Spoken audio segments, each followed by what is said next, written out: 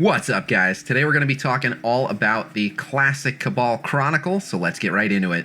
Starting off, the first question I want to answer that I've been getting a lot is which stages should we be doing for the daily objectives? Now, just like with the previous Chronicle, in about a week there's going to be even more daily objectives, and we don't know what those are going to ask of us. And then about a week after that, there's going to be even more. Ultimately, we're going to end up with about 12 daily objectives for this Chronicle, but for the time being, we've got 6 of them. And so the stages that you want to be doing are stages 2, 3, 5, and 8. Now that is assuming that you're doing the brutal difficulty, of course, which pretty much everyone should be able to do. So again, that's stages 2, 3, 5, and 8. And then you just play another couple of matches within the Chronicle, and you've got all your dailies done just like that. Next up, I also want to talk about the event store. And so, of course, I've been getting the same question as last time, which is about how much currency should we expect to be able to get as free-to-play players. And it's actually a little bit more than last time. We're not sure if the free energy in the arena store is going to refresh, but even if it doesn't, that's a little bit of free extra hook sword currency that you should be able to get. And so now that we know that the daily objectives that come later are actually worth more, you can safely assume that you'll get between 225 to 250,000 of the event currency, as long as you don't waste any of the event energy, as long as you're playing as much as you can over the next few weeks. That is about how much you should be able to bring in. Obviously, we also want to talk about what you should be buying. So I'm going to give you guys my thoughts on everything that is available in this event store. Just like last time, the affinity souls that you see for 8,350 hook swords for a 5-stack, those are 2-star affinity souls. So that is easily just the worst value in this entire store. And the only time you should buy that is if you have literally purchased absolutely everything else. It's atrocious value. Do not get those. As for the tomes, the apprentice tomes and the veteran tomes aren't particularly expensive, but particularly those level of tomes, they're actually not too tough to come by. You get a good amount of them, especially as a new player playing through the later story chapters. You get some from Chasm, and of course, if you can do any of the early difficulties of Scarlet Tower, you have a source for those. They're available in the arena store, so they're just not that important to use this currency on, so I don't recommend it. The same is true of the coins and the fighter XP. Now, the fighter XP is much harder to come by, so I will almost certainly end up buying the fighter XP because you can never really get enough of it, and it is very, very reasonably priced. So I definitely do recommend getting the fighter XP, but it doesn't have to be the absolute first thing that you need to go for, of course.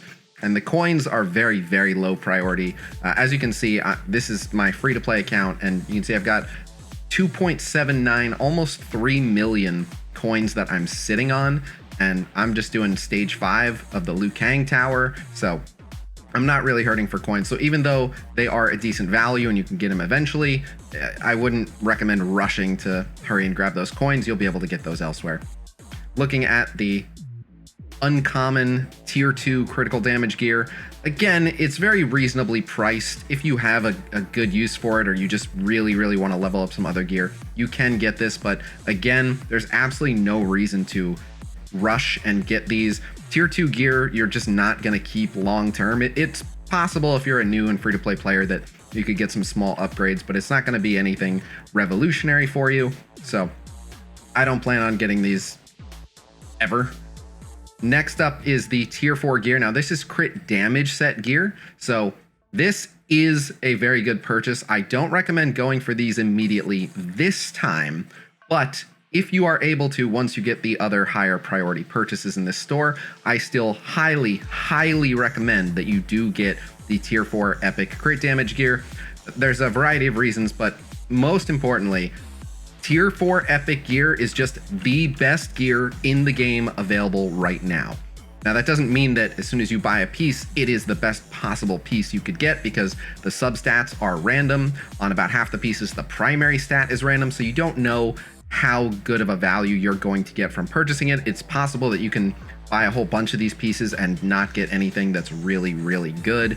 Just, you know, some mid-level upgrades potentially, but you do have the opportunity to get a gear piece that you will keep for a very long time, basically until they introduce tier 5 gear, and who knows when that will be. So The tier 4 epic gear is a really, really, really good purchase. And just like last time, if you're trying to min-max your offense, and I mean, this game really incentivizes you to do a lot of damage, so you definitely want to try to improve your offense first and foremost. So just like last time, the weapon and the arm pieces, the gauntlets, are going to give you the most offense.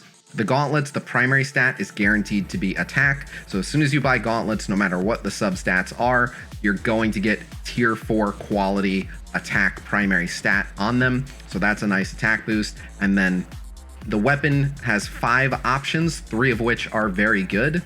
It can roll attack, it can roll critical chance, it can roll critical damage, and then the 2 where it's just kind of unfortunate if that's what you get, it can also roll accuracy and it can roll mastery. So if you get one of those, obviously you don't get a significant damage improvement from those, but any of the other 3 stats, you're looking real good. Of course, critical chance is easily the best one that you can roll because it's a critical damage set. So obviously you want really high critical chance to make use of it. And a tier 4 epic weapon, if you take it to level 15, can give you 30% critical chance just from the weapon. For getting any other substats on any other pieces of gear, for getting the relic, you can get 30% critical chance just from the weapon. So the tier 4 epic gear is a very good purchase, and depending on which characters you're trying to gear, if you got the weapon and the arm pieces last time, it could make sense for you to want to get some of the other pieces, just because let's say you do go for the weapon and you already have several really good weapons. Now, even if it's an upgrade, it's not as much of an upgrade because you already had a tier 4 epic weapon that went really well for you last time. So it could make sense to get some of the other gear pieces. So I plan on getting a bunch of these gear pieces, but it's not my immediate priority, which we're going to talk about. So moving on, we have obviously the free hook swords. You want to grab that every single time. As soon as it's available, it's just a free 250 hook swords you can grab every day. It's kind of a no-brainer. The master orbs, yet again, very good value. I tend to wait on the master orbs until pretty much the end of the event, so I have a good idea of what I can and cannot buy. The master orbs, it just saves you crystals to get them. They're definitely worth getting, but it's not the end of the world if you don't get them, because anytime you can get your hands on some crystals, which is basically every day, you always have the option to get more master orbs. So although it's nice to get some free master orbs, and you should not feel bad about buying them, if you leave some of them in the shop, it's not the end of the world. There's more master orbs available for you to purchase whenever. But now we got to talk about the relics. Now, last time, the 2 relics were pretty interesting. The epic one was restricted to only Scorpion, and the rare one had no restrictions and was basically just an all-purpose tank relic, and it was decent. This time around, I'm not a huge fan of the rare relic.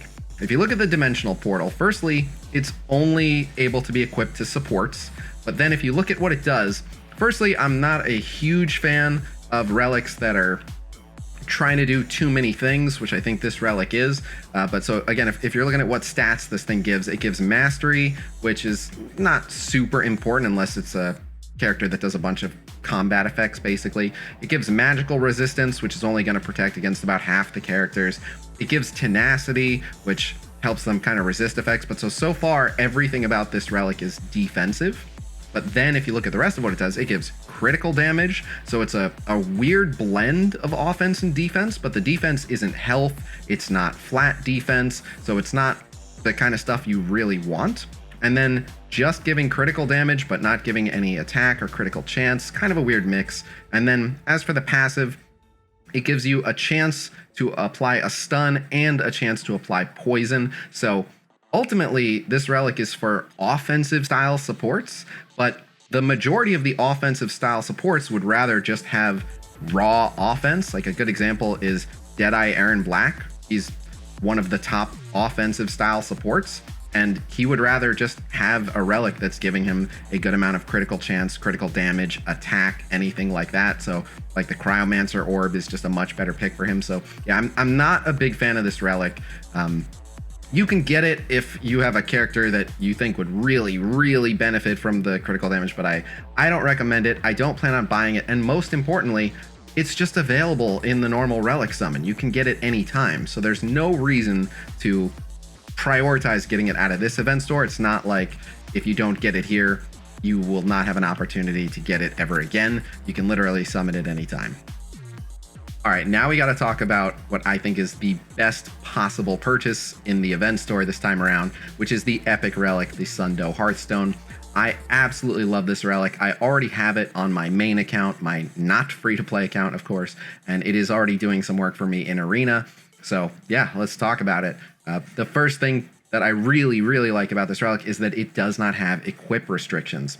Most epic relics do have equip restrictions. Prior to this relic, there were only 2 epic relics that did not have equip restrictions. This is now the 3rd. And just like with last time where I was recommending that you get the gear, anything that you can invest really heavily into, and then if the meta changes and you get a new character, you can just immediately move it onto them. That is a big win. You know, you get to keep most of your power. So unlike last time where the epic relic was for Scorpion, and you know, if the meta changes a bit and teams with Scorpion on them just aren't that good, then you don't have a ton of use for that relic. I'm sure it would still see some use, but its value would be diminished. This one is something that you can just move from character to character whenever you want, and so right off the bat, that's a win for this relic. But the other really, really nice thing for this relic is that it's basically the perfect off-tank relic. Basically, if you're ever building a tank in a way where you want them to be what we call a crit tank, which is you still want them to be very tanky, but you at least want them to have a high critical chance so that they can contribute some damage without sacrificing much of their tankiness. Typically, they're just giving up a 2-piece tenacity set on their gear, and that's about it. This relic is perfect for them. The primary stats being defense and health are exactly what you want on a tank, and then the stats in the effect, literally critical chance and tenacity, which are the next 2 best options that you would be looking for. I guess it could provide block or dodge or something like that, but this is exactly what I would want on an off-tank relic. Again, the defense, the health, the tenacity is all really, really good for survival, and then critical chance is going to help them still provide some damage.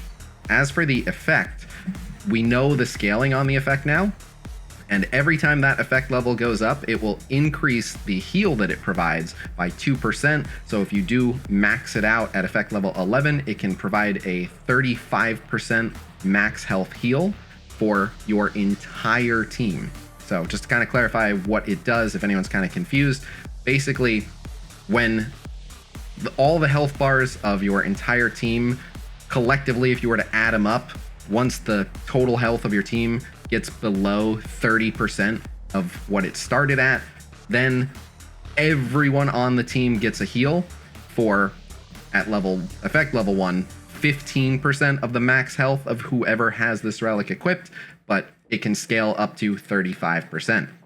So if you put this relic on a very tanky character, which you should, you can easily have upwards of 300,000 health on that character, and then as soon as things are starting to get rough and a lot of your characters are starting to get really low, all of a sudden your entire team gets a really generous heal on the spot. It's a really, really nice passive. Of course, it helps with clearing really difficult content, so it's really good in PvE. It's really good for PvP. And yeah, I mean, this is just a super, super solid relic. And again, you can just hang on to it and just always wait for a new character to come out who has even more health than any of the previous characters, and then just slap it on them. But yeah, I really, really like this relic, and so I definitely recommend grabbing it at least once. I might try to grab it twice because it can stack. You can have it on multiple characters. So if you had it on 2 different characters, then when that kicked in, you would get double the amount of heal. So obviously this is not feasible if you're free to play, but it is theoretically possible that you could have 3 of these relics maxed out and on 3 different characters because it has no equip restriction. So there is a scenario where as soon as your team collectively has lost 70% of its HP, all 3 of those maxed out relics would kick in and your entire team would just full heal. So that gives you an idea of what this relic is capable of. Again, you shouldn't actually expect to see that anytime soon, possibly never, but it can be done. So it's a really, really nice relic. Anyone can use it, and I am definitely at least saving up and grabbing this once, probably twice, and so that's what I recommend you guys do as well. All right, and of course we've switched over to the main account because the last thing that we have to talk about is Kabal himself. How good is he? Should you be summoning for him? Should you be spending everything trying to get him? In short, no, he's not very good. It breaks my heart to say that, and it's possible that you may have heard me a week ago saying Kabal is going to be incredible. I can't wait. This guy is going to be a game changer. Absolutely everyone wants him. We already know he's God tier. So if you're wondering why'd you change your mind? Actually, what happened is we got a look at his kit from before he released in the game files, and on his release, the devs actually changed his kit. That's their right to do. We went digging in the files to find the original kit that we were talking about, and of course that hadn't been released, so it was never his official kit. But a little bit of a bait and switch happened there, and Kabal's new kit is nowhere near as good as he originally looked. They swapped out a lot of his debuffs for just outright worse debuffs. They took away a lot of what really makes him good.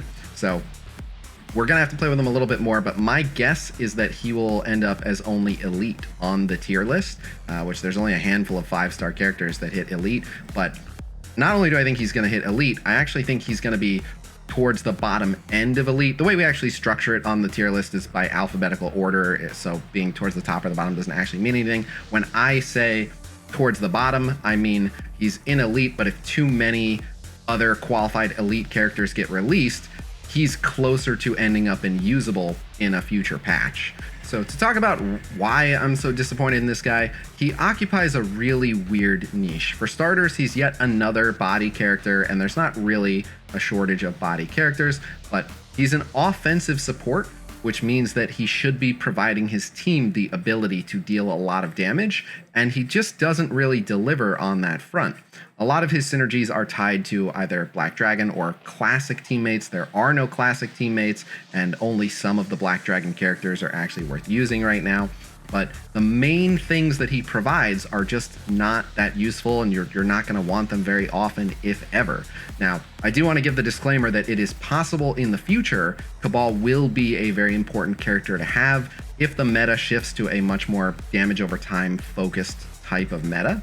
I can see that happening, but that's just not the case right now. So he just doesn't hold that much value. The main debuffs that he's applying, he is applying stacking tenacity debuffs, which most characters have sufficient mastery to apply most of their debuffs most of the time, so there isn't a real need to cripple someone's tenacity, and there also aren't a lot of situations where an enemy is just resisting too many combat effects and that is why you're losing.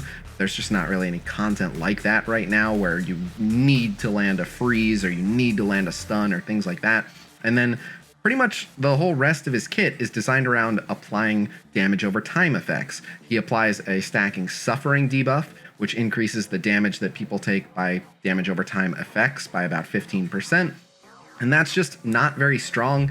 I don't know that I would like him that much if he increased damage over time effects by 100%. But the main damage over time effects that people are using are bleeds, which even a character like Razorhat Kung Lao, just not that much of his damage is actually coming from the bleeds. The Tarkatans apply a bunch of bleeds, but no one's really using that team very much right now, and they're certainly not necessary or optimal for anything. Burns apply damage over time, and again, like, burns usually don't last that long, so even if you doubled a burn's damage, it tends not to actually deal that much damage. The value in a burn is more rewinding the special meter more so than the actual damage. There's poison, and yet again, poison just does not deal that much damage, even with amazing amounts of crit chance and an assassin's blade on my 5-star Revenant Katana. The amount of poison damage he deals is just not that much, and even if it were improved 15%, 30%, even 45%, it's just not that much. So this guy exists to enable damage over time effects to do more damage, but no one's really relying on damage over time effects for the bulk of their damage right now.